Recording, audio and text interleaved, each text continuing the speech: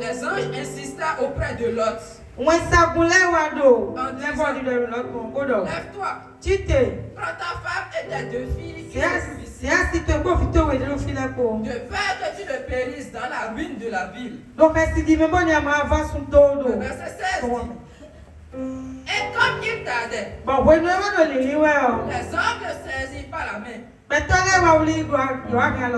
Lui, sa femme et ses 2 filles. Car l'Éternel voulait l'épargner. Il l'emmenait et le laissait hors de la ville. Dieu voulait l'épargner. Dieu voulait l'épargner. C'est pour ça que je vais prêcher sur ça. Dieu veut l'épargner. Nous connaissons l'histoire de Lot, de la vie de Sodome de Gomorrhe. Comment il est sorti de là, une extrémiste, et Dieu l'a protégé.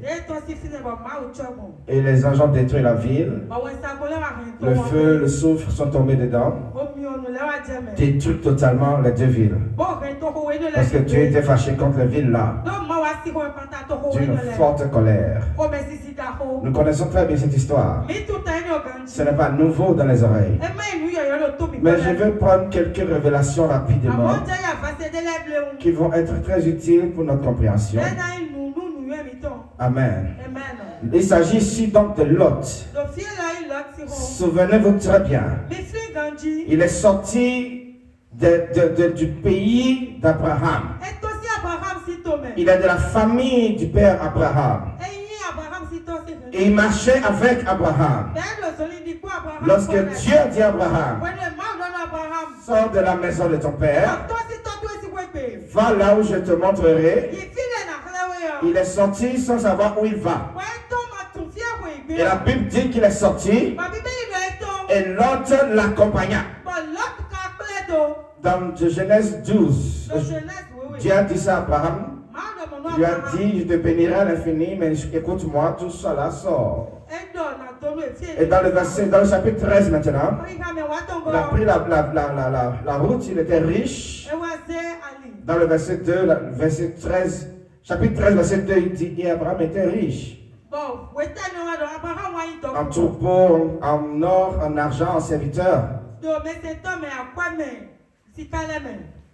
Et il a pris la route. Il voyageait ensemble avec sa famille. Dans le verset 5 maintenant, il dit aussi, et Lot était riche aussi. Lot qui allait avec lui. Lot est quelqu'un, il n'a pas entendu la voix de Dieu. Lot n'a pas vu Dieu. Lot n'a pas eu de relation avec Dieu. Mais il a vu un homme qui a entendu Dieu. Et il a suivi cet homme. Même si tu n'as pas de relation personnelle avec le Seigneur et que tu trouves un père qui a une relation avec Dieu, accompagne le père simplement. Tout le monde n'aura pas la même révélation de Dieu. Mais il faut que les gens d'aujourd'hui soient éveillés et intelligents pour pouvoir suivre ceux qui ont vu Dieu. Pour pouvoir suivre ceux qui ont reçu une vision de Dieu. Il dit Abraham était riche. Et Lot qui allait avec lui aussi était riche. Donc d'où venait sa richesse? C'est le fait de suivre. Si tu suis comme il faut suivre, tu auras ce que le Père aussi a. Oh, j'espère que quelqu'un entend quelque chose. Les gens prêchent contre Lot. Les gens parlent contre lui. D'ailleurs, ça c'est la signification de son nom. C'est une mauvaise chose. Ça veut dire voile. Et on dit oui, il était le voile dans la vie d'Abraham. Il fallait qu'on se sépare, etc. C'est pas seulement ça qui a de sa vie. Moi, j'ai appris à aimer l'autre maintenant. Parce que lui, il a reconnu qu'il ne connaît pas Dieu, mais il a vu ça chez son père, il a suivi. Peux-tu reconnaître que tu n'es pas quelque chose? C'est cette relation avec Abraham qui l'a sauvé le jour que les anges sont venus détruire Sodome et Gomorrhe. Voilà là où je veux vous parler maintenant. Parce que c'est cette partie-là. Là où les gens prêchent pour eux-mêmes. Ils s'expliquent les choses pour eux-mêmes. Que Dieu peut sauver tout le monde. D'ailleurs, nous sommes tous les enfants de Dieu. On n'a pas besoin de la couverture. On n'a pas besoin de prière. Dieu nous connaît déjà nous-mêmes. Et il peut intervenir déjà sur nous-mêmes. Nous savons déjà nous-mêmes prier. Nous savons déjà nous-mêmes jeûner. Nous savons déjà qu'est-ce qui est à gauche, qu'est-ce qui est à droite. Nous avons l'acclamation des hommes. Nous avons l'approbation des gens. Et Dieu nous utilise pour faire de grandes choses. Nous avons aussi de l'argent aussi. Et le monde nous suit. Voilà ce qui tue notre génération. Voilà ce qui éradique notre génération. Voilà ce qui emporte la jeunesse d'aujourd'hui. Parce que tout simplement, c'est cette mentalité-là que les gens de Sodome et de Gomorrhe avaient en abondance en eux. Et Dieu était fatigué de les voir. Et il a fait disparaître ces villes-là. Ils étaient tellement remplis d'eux-mêmes qu'ils ont commencé à entrer dans des péchés. Des péchés on peut se justifier en faisant ça. On peut ne plus se sentir mal à l'aise de le faire. C'est la dimension très élevée de l'erreur. Tu n'as plus de remords quand tu te fais mal. C'est très dangereux.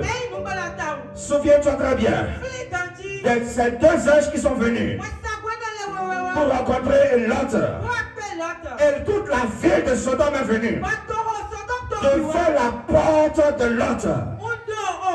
Pour dire, là, on a vu deux étrangers chez toi. Fais-les sortir ici, afin que nous les connaissions. Non, ce n'est pas la connaissance faciale. Si vous lisez d'autres versions de la Bible, vous voyez que le mot connaître qui est ici, là, c'est le mot yada. Ce n'est pas yada. Yada, c'est l'adoration. Yada, c'est autre chose. C'est l'intimité, c'est la connaissance intime. C'est le rapport sexuel en fait. Donc les hommes là étaient devenus fous au point ils voulaient avec les anges. Capable de te faire ça avec des anges. Ça c'est là où la folie était montée chez eux. Ne sachant pas que c'était des anges dangereux. Et c'était la fin de leur vie totalement.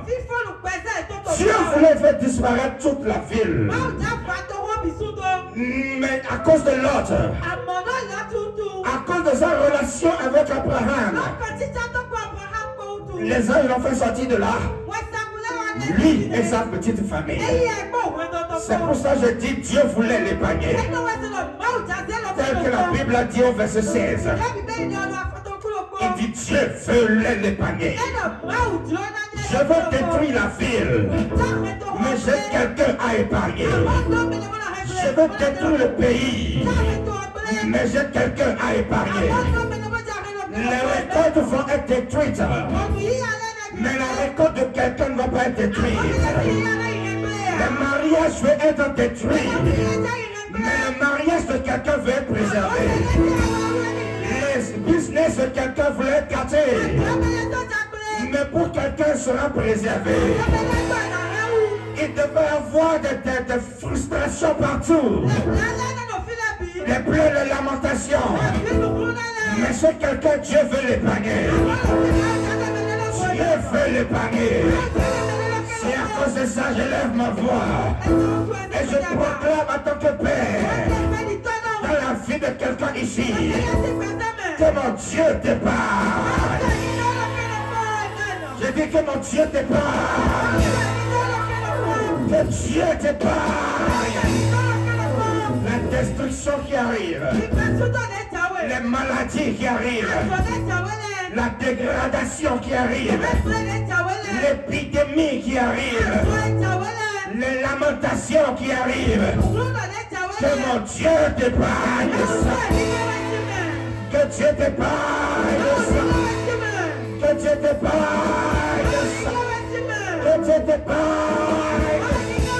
Que Dieu t'épargne. Que Dieu t'épargne. Que Dieu t'épargne.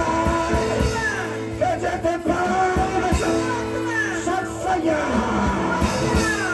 Look, y'all said, sit down.